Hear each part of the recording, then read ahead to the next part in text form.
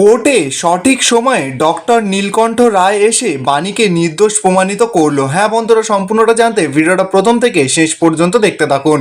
ধারাবাহিকের শুরুতে দেখা যাচ্ছে বাণী তো কোর্টে চলে এসেছে, কিন্তু অনিরুদ্ধ তো এখনো কোর্টে আসেনি। বাণী এবার মনে মনে বলছে যে মিস্টার চ্যাটার্জি, আপনি কোথায় চলে গেলেন? এতদিন ধরে তো আপনিই আমাকে সাহস জুগিয়ে এসেছিলেন। আপনার সাহসের জন্যই তো আমি জীবনের কঠিন থেকে কঠিনতম লড়াইয়ে সংযুক্ত হয়েছি। তাহলে আজকে আমাকে কে সাহস দেবে, কে বলবে আমাকে যে বাণী তুমি পারবে? আমার যে এখন বড্ড বড্ড একা লাগছে। অপরদিকে দেখা যাচ্ছে মৌলি তো সেই গুন্ডাগুলোকে ফোন করেছে, ফোন করে বলছে যে কাজটা হয়ে গেছে। গুন্ডাগুলো তখন মৌলিকে জানাচ্ছে যে হ্যাঁ হ্যাঁ ম্যাডাম, কাজটা হয়ে গেছে, আমরা লোকটাকে ঠিক জায়গায় এনে বেঁধে রেখেছি। মৌলি তখন গুন্ডাগুলোকে সরাসরি বলছে যে তবে একটা কথা মাথায় রেখো, ও কিন্তু ভীষণ চালাক আর স্মার্ট, কোনোভাবে যেন পালাতে না পারে। গুন্ডাগুলো তখন জানাচ্ছে যে আপনি চিন্তা করবেন না, হাত পা একেবারে ভালো করে বেঁধে রেখেছি, আমরা 24 ঘন্টায় পাহারায় রয়েছি। মৌলি তখন বলছে যে আমি যখনই বলবো তখনই ছাড়বে, তার আগে কিন্তু 1 ইঞ্চিও যাতে নড়তে না পারে। তাহলে এটা থেকে পুরো পরিষ্কার যে অনিরুদ্ধকে কিডন্যাপ করেছে মৌলি। অপরদিকে দেখা যাচ্ছে অনিরুদ্ধ তো জ্ঞান ফিরে এসেছে। অনিরুদ্ধ অনেক করে চেষ্টা করছে নিজের হাত পা থেকে দড়িটা খোলার, কিন্তু কিছুতেই খুলতে পারছে না। এদিকে দেখা যাচ্ছে বাণী তো মনে মনে বলছে যে না না, আমাকে এইভাবে ভেঙে পড়লে চলবে না। আমার মাম্মামের জন্য, আমার পরিবারের জন্য আমাকে এখান থেকে বেরোতেই হবে, এখান থেকে ফিরতেই হবে আমাকে। মৌলি তো এদিকে মনে মনে বলছে যে তোমার ওই মিস্টার চ্যাটার্জি, সে তো আর কোনো প্রমাণ তোমার জন্য জোগাড় করতে পারবে না বাণী। এবার তো তোমাকে বাঁচানোর মতন কেউ নেই। এবার তুমি দেখো তোমার ফাঁসি কনফার্ম হবে। এবার তোমাকে বাঁচানোর জন্য ভগবানও পর্যন্ত আসবে না। এদিকে দেখা যাচ্ছে বাণীর তো খুব মন খারাপ। মধুরা এসে বাণীকে বোঝাচ্ছে, বলছে বাণী তুমি কিন্তু এইভাবে ভেঙে পড়লে চলবে না, তোমাকে আইনের এই লড়াইটা জিততেই হবে। তাছাড়া তো আমাদের কাছে এখন আর কোনো উপায় নেই, তুমি শক্ত হও। অন্যদিকে দেখা যাচ্ছে মৌলিতে বসে বসে মনে মনে বলছে যে এই যে অনিরুদ্ধর কিডন্যাপিং এর ব্যাপারটা, সেটা কিন্তু বেশ ভালোই আমি ভেবেছি।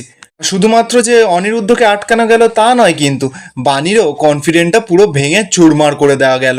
এরপর দেখা যাচ্ছে জজ সাহেব তো চলে এসেছে। মধুরা তো এবার বাণীকে কাঠগড়ায় ডাকে। এবার বাণী যখনই কাঠগড়ায় উঠতে যাবে, সঙ্গে সঙ্গে তো বাণীর হাতটা একটা জায়গায় লেগে বাণীর শাখাটা একটু চিড় ধরে যায়। এবার সেখানে থাকা একজন বাণীকে জিজ্ঞাসা করছে কি হলো, শাখাটা ভেঙে গেল নাকি? বাণী তখন তো এবার ভয়ে আছে, বলছে যে না না ভাঙেনি, কিন্তু একটু চিড় ধরে গেছে। বাণী তো এবার সেটা দেখে খুব ভয় পেয়ে গেছে। মধুরা তো এবার বাণীকে বলছে বাণী চ্যাটার্জি, আপনি কাঠগড়ায় আসুন। মধুরা তো বারবার করে বাণীকে কাঠগড়ায় যেতে বলছে, কিন্তু বাণী অন্যদিকে মনে মনে বলছে যে আমার শাখাটা চির বা খেলোই কেন? তাহলে কি মিস্টার চ্যাটার্জির কোনো বড় বিপদ হলো? বাণী তো এবার সঙ্গে সঙ্গে কাঠগড়ায় উঠে জজ সাহেবকে বলছে ইয়োর অনার, আমাকে এক্ষুনি এখান থেকে ছেড়ে দিন, আমাকে যে আমার স্বামীকে বাঁচাতে যেতে হবে। জজ সাহেব তো এবার বাণীকে উচিত শিক্ষা দিয়ে দেয়, বলছে বাণী দেবী, এটা কিন্তু আপনার স্কুল নয়, এটা আদালত। এখান থেকে যখন তখন যাওয়া যায় না। আর আপনি কিন্তু এইভাবে আদালতের কাজে বিঘ্ন ঘটালে তাহলে কিন্তু আপনাকে শাস্তি পেতে হবে। মধুরা তো এবার বাণীকে বোঝাচ্ছে, বলছে বাণী তুমি কিন্তু এইভাবে করলে কিন্তু আমাদের কেসটা হাতের বাইরে বেরিয়ে যাবে। তুমি বিশ্বাস করো, আমি তো চেষ্টা করছি, আমি সকলকে ঠিক নির্দোষ প্রমাণিত করব। বাণীর তো মাথা খারাপ হয়ে গেছে, মধুরার কোনো কথাই শুনছে না। জজ সাহেবকে বলছে যে আপনি বিশ্বাস করুন, মিস্টার চ্যাটার্জির নিশ্চয়ই কোনো বড় বিপদ হয়েছে। মধুরা তো এবার আস্তে আস্তে করে বাণীকে বলছে যে বাণী তুমি প্লিজ চুপ করো, তুমি কিন্তু এইভাবে আমার কাজটা কঠিন করে দিও না। মধুরা তো এবার জজ সাহেবকে চিৎকার করে বলছে যে আমার ক্লায়েন্ট বাণী দেবীর ওপর একটা অভিযোগ আছে যে সে নাকি ঈশানী রয়কে মারার চেষ্টা করেছে, কিন্তু এই অভিযোগটা সম্পূর্ণ ভিত্তিহীন। আর আমার মক্কেল বাণী দেবীর বিরুদ্ধে এটা গভীর ষড়যন্ত্র করা হয়েছে। বাণী দেবী এই কাজ কখনো করতে পারে না। আমি কিন্তু এই কেসের একজন গুরুত্বপূর্ণ সাক্ষী নীলকণ্ঠ রায়ের সঙ্গে কথা বলেছি, উনি কিন্তু এখন বিদেশে রয়েছে।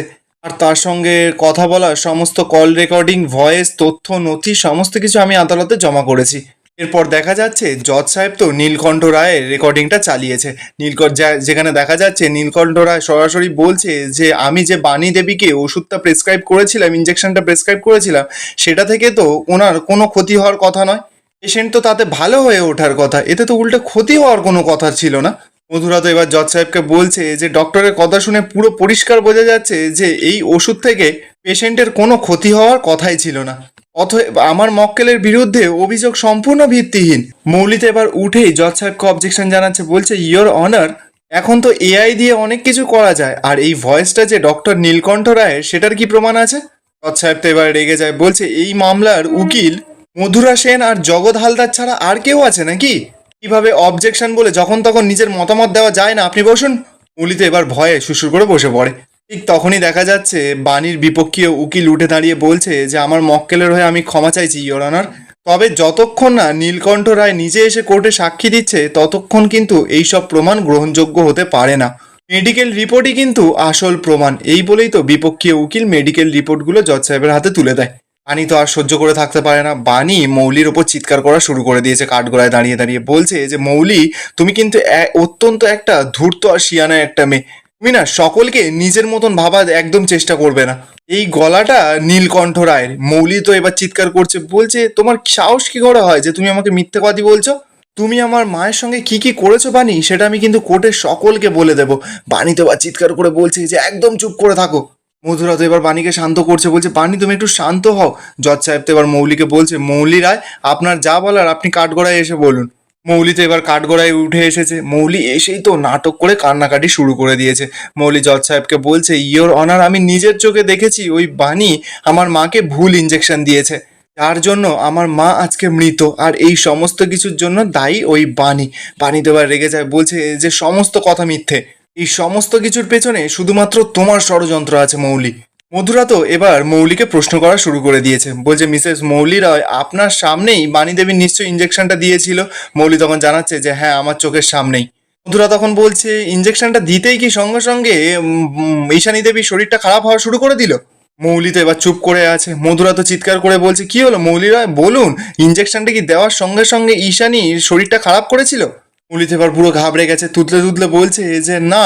মধুরা তখন বলছে যে না মানে মানে কন্ডিশন মানে কিছুই খারাপ হয়নি আর আগের মতন ছিল, তাই তো, কোনো ইমপ্রুভও হয়নি।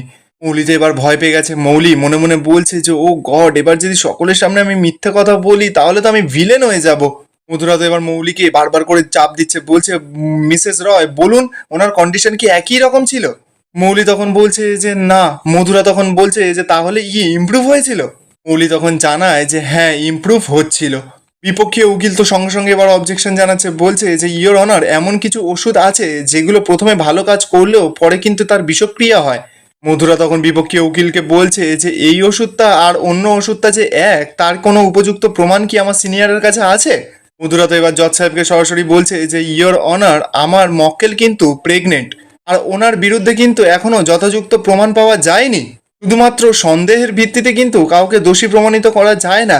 এর আগেও কিন্তু অনিরুদ্ধ আর বাণী মিলে নিজেদেরকে নির্দোষ প্রমাণিত করেছিল। বিপক্ষীয় উকিল তখন মধুরাকে বলছে আপনারা তো দেখছি কোর্টটাকে একটা নাটকের মঞ্চ বানিয়ে ফেলেছেন। আরে বাণী দেবী তো নিজেই স্বীকার করছেন যে উনি নিজে হাতে ইঞ্জেকশনটা দিয়েছেন।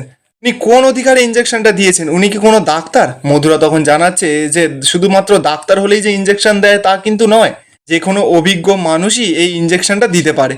পানিতে এবার চিৎকার করে বলছে যে শুনুন আমার মেয়ের কিন্তু আগে একটা কঠিন অসুখ ছিল, আর সময়ে অসময়ে যখন তখন কিন্তু ওকে ইঞ্জেকশন দিতে হতো। সেই সময় কিন্তু আমি বাধ্য হয়ে এই ইঞ্জেকশনটা দেওয়াটা শিখেছিলাম, আর মায়ের অবস্থাটাও ভালো ছিল না, তক্ষুনি কিন্তু ইঞ্জেকশনটা দেওয়া খুব জরুরি ছিল। আর তখন তো আমার কাছে নার্স আর ডাক্তার ডাকার কোনো সময় ছিল না। আর এখানেই আজকের এপিসোডটা শেষ হয়ে যায়। আপনাদের কি মনে হচ্ছে, বাণী কি শেষমেশ ছাড়া পাবে আর মৌলিকে কি অপরাধী প্রমাণিত করতে পারবে? কমেন্টে অবশ্যই জানাবেন আপনাদের মতামত।